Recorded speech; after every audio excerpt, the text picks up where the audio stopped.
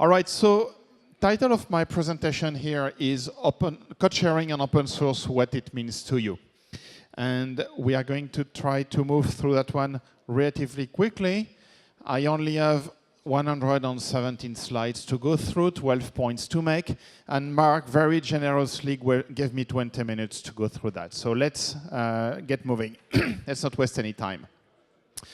So I know you guys are all IT experts, but just to set the stage, please give me a moment, and I'd like to do a little bit of storytelling. When you buy a microwave oven for your house, the manufacturer of that oven wants to make sure that you have everything you need to use it. So quite often, they will include a recipe book. They want to make sure that you will make delicious food with their product. And since they are not competing with restaurants, it really doesn't hurt them to do so. Now, getting back in time to 1952, IBM started selling mainframes, really big computers, filled a room probably the size of this one, even more. They were so expensive that companies wanted to make the most of their investment. So they began to write their own software to manage job execution so that the machine didn't have to wait while operators sequenced jobs. Avoid downtime if you want. It wasn't the first time that users were innovating, but it was the first time it happened with computers. Users began sharing their work with one another. In those days, the best way to distribute software was a technology called SneakerNet. It means that you put the data on a disk or a tape, you put your sneakers on, and you took it to whoever wanted it. So when IBM started to understand how users were innovating with their products, they began to send the best of that work to their new customers. They distributed just as source code. It wasn't a product, it wasn't a program, it was just something that let people use the stuff they've already bought, those extremely expensive computers. Hence, the first point here out of 12, collaborative development is nothing new. Let's go through it a bit more of history here. As computers got smaller, got more available to hobbyists, some user groups began to emerge. I don't know if some of you recognized this photo. The Silicon Valley homebrew user groups was a very prominent collection of computer enthusiasts who would share software. Among some of the most well-known people who were members of these user groups were the two founders of Apple, Steve Jobs and Steve Wozniak. Around that time, Microsoft began writing operating system and programming tools for their computers. You probably recognize this gentleman a few years ago. And already at that time, he wasn't all too happy with the way things were turning out and the way people were using the software that Microsoft was producing.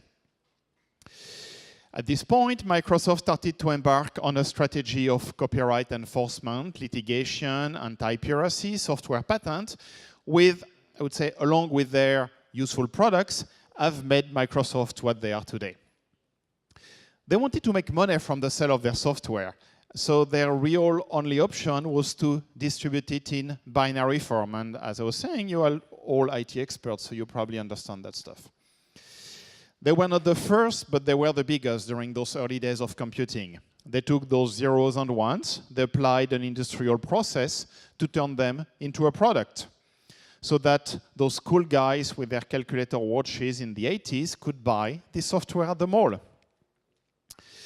Another thing that happened in 1981 was the introduction of the IBM PC. In US dollar, it cost $3,005, which is pretty expensive for a computer that was carved from granite, ran at 4.26 megahertz, had no hard drive, and didn't do a lot, especially if you could look at it in today's currency. But they sold, and they sold a lot of them. Around this same time, a man named Richard Stallman was very hard at work on a computer operating system that would never be sold. In 1985, it formed the Free Software Foundation to promote and protect this community of non-commercial software developers.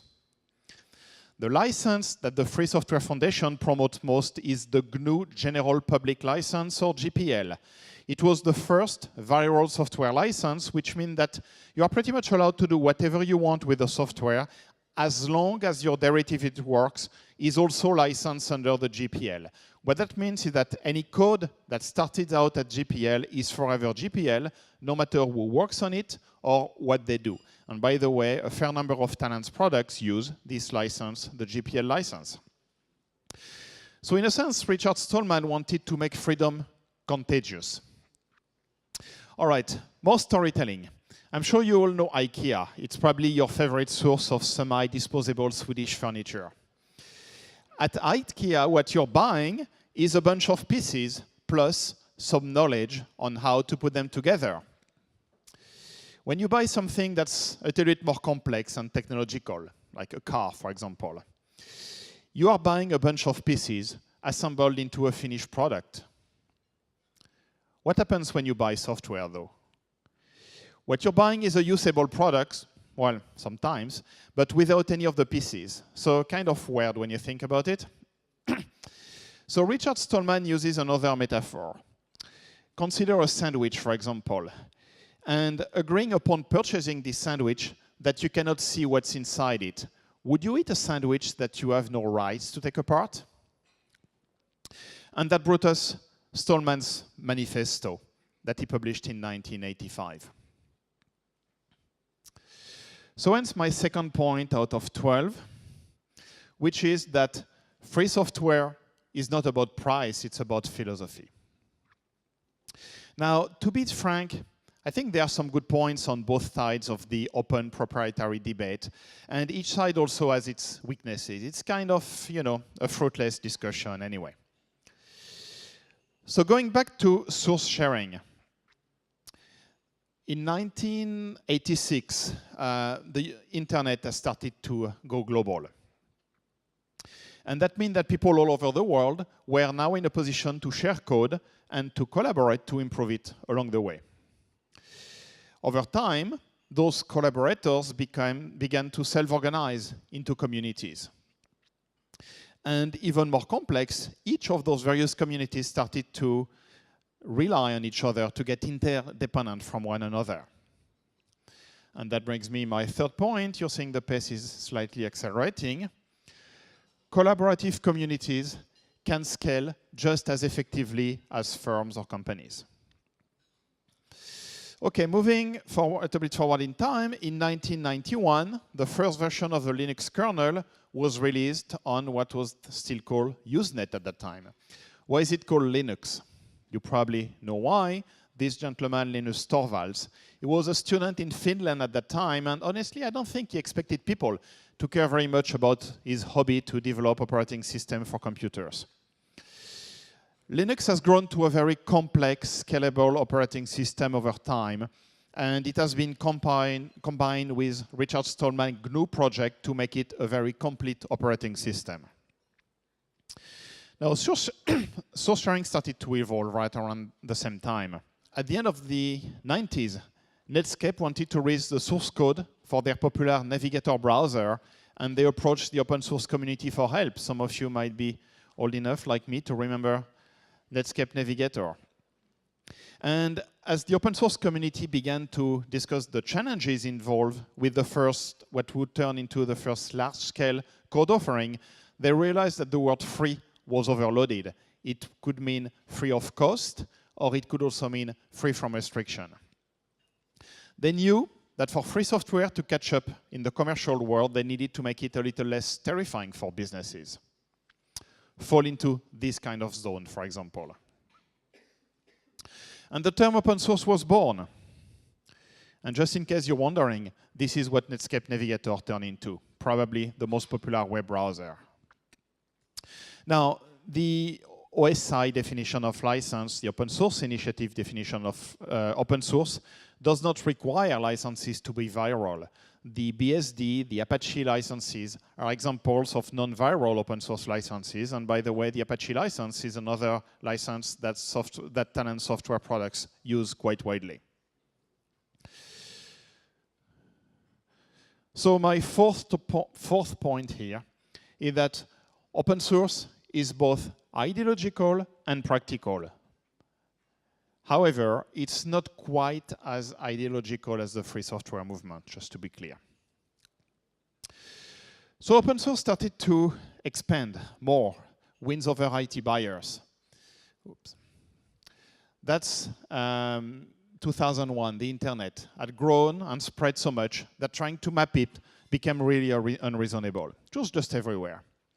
And at that time, enterprise started to pay much closer attention to open source. For example, this very tiny company invested approximately $1 billion in open source in 2001. I said $1 billion. Most of that was to make Linux work really, really well on their big, expensive enterprise hardware. It took them a year and a half to recoup that investment, $1 billion a year and a half. And the open source community started to compete quite openly with Microsoft. Now, hobbyists like open source because it helps them learn and explore. Businesses like open source for quite different reasons. Okay, a little bit more storytelling. Another metaphor, when a scientist wants to share their ideas with the world, they will publish in a scientific journal. And before that can happen, there is actually a process. The article he wants to publish needs to be reviewed by a panel of peer scientists. There is a very well-defined process for this. It's called the peer review process. Is it much different from this process here that we just highlighted before? And indeed, open source software is much less buggy than similar proprietary products. I'm sure you've seen those laws before. Another interesting aspect is that IT buyers care about commons and interoperability. Establishing commons eliminate the competition between technologies and improve interoperability between those technologies. And if you look at the scores of different Linux distributions, they are all packaged differently, but they share common standards and they can be managed in very similar ways. So my point 5 here is that open communities build high-quality enterprise-grade software. Open source software also needs to be easy to obtain and easy to obtain help for. There was a trend a few years ago called open source. Open source is a cheap move. People are going to count on it. So my 6th point, actually, I wanted to make here is that people aren't stupid. So being genuine is actually extremely important when you're dealing with open source. So let's look at who uses open source. Well, it's growing, depending on the type of application. And it's used in places you probably wouldn't suspect. A few years ago, Sony Pictures made a movie called Cloudy with a Chance of Meatballs. I don't know if you remember that movie. It made a lot of money, and it was built using 100% open source, even on the desktop. Everybody on that movie used it. And here's the secret. Every major movie with visual effects or computer-generated graphics since the late 90s has been made with open source, every single one of them. Now, that's not only in the movie business, even the military. So if we get to point 7 here, there are people out there with a lot at stake that choose open source every day. And I would argue that even probably all of you. You have a lot of Android. It's open source. It's based on the Linux kernel, an open source language called Python, Java, and a bunch of other technology. Now, if we were going a show of hand, I bet the room is split between people who have Android in their pocket and people who have iOS in their pocket. And it seems that it's a battle between an open platform and a proprietary platform. But if you scratch a little bit beneath the surface, that's actually not true. The iPhone, as you know, is built using iOS.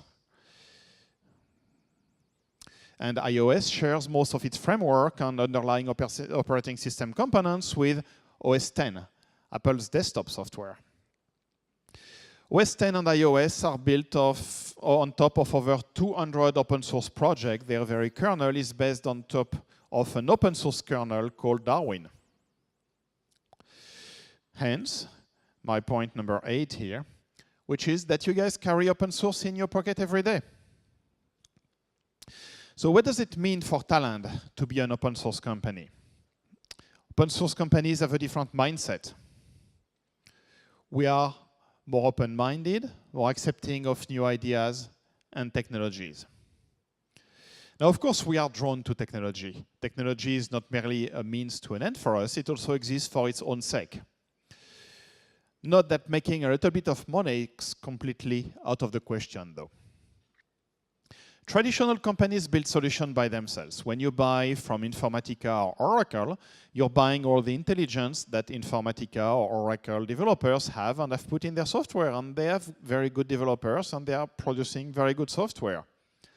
But open source companies also leverage existing standards and framework when they exist.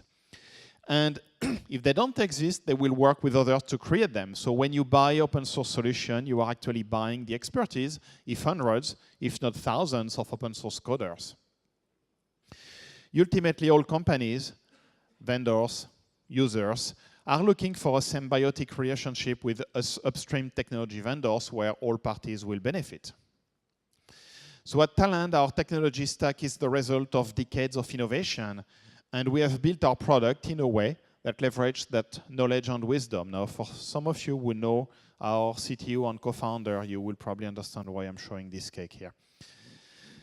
In Talend Open Studio, there is actually a pretty good balance between what our engineers built and what we can rely on. Hence point 9 here. Open source companies search for solutions before building them. And by building on top of years and years of technological innovation, we are actually standing on the shoulders of giants. But to collaborate with the community on technology, we of course have to respect the standards of that community. So it's moving faster now. Point number 10. Open source companies do respect standards. Now, people succeed in communities based on the merit of their ideas. That's called the meritocracy. We are prepared to accept superior ideas from other people. And open source companies actually value community ideas as much as they value their own. So of course, we rely on the viral nature of open source proliferation instead of spending tons of money on marketing. We no longer learn about code because our friends bring it over on a floppy. Thanks to the internet, this time is over. But we still rely a lot on the community, which helps us quite a bit there. Engaged users are much more likely to promote our products, and their promotion means a lot more than our marketing ever could. Having engaged users working organizations from the bottom up will of course help us and help our product be successful. And that takes us to my 12th point. Happy users promote technologies in ways companies never can. And this is the end of this presentation, and I was not cheating. There are actually 117 slides, and it took me 22 minutes to go over that, so I know Mark is going to give me hell for taking too long here, but if you want to, so I'm not going to read them again, but if you want to review those points, they're available for you here. Thank you very much.